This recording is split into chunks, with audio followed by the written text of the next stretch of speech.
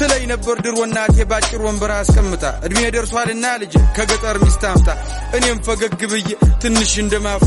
እሽኩርምም እያልኩኝ አወየ ልጅ ነገር ትንሿ ጭንቅላቴ ነገሩም ሳይገባት ምትለኝ ልብ ሳልል ከልቤም ሳልሰማት ወሬዋን ቀጠለች አለች እንዲህ አለች ልጅዋ ስማማ ሽማግሌ ይላክና ፈቃድ ይጠየቅና እሽታው መቼም ግልጽ ነው ቀድሞ አልቋልና ቤተ ዘመዱም ተሰብስቦ ይተዋወቅና ባለችን አቅም ደግሰን ዘመድ አዝማዱንም ጠርተን ጎረቤት ጓደኛም ደግሞ ሁሉንም አድርሰን ሃይዶጋ ተብሎ ተጨፍሮ ከቤት ተወጣና ከጫጫታው ከጋጋታው ከከተማው ጎዳና ምን ሽርህን ይዘህ ደግሞ ገጠር ትገባና ጎጆህንም ቀልሰ ምሽትህንም ይዘህ አንድ ሁለት ቃዳ መሬት ደግሞ ያው አባት ሰጥቶ ማረስ ማለብ ማርባቱን ደግሞ አማች አስተምሮ ሲሆን ደርሶ ደግሞ ልጅህ ማጨዱንም አግዙ ዶሮዎችህ የጣሉትን ደግሞ ሚስት ሰብስባ መርጠህ ደግሞ ከሰንጎቹ ከሁሉም የሰባ